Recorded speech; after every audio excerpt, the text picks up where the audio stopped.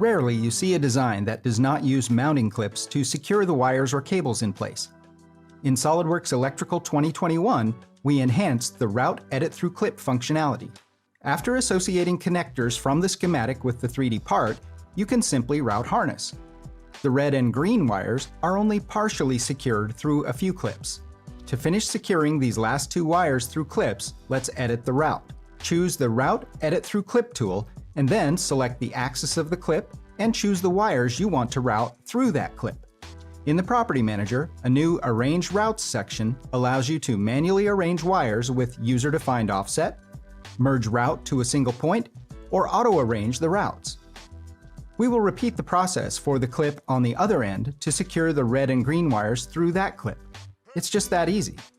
Enhancements to Route Edit Through Clip capability will help designers quickly secure wires or harnesses through clips using the new controls added in the Property Manager.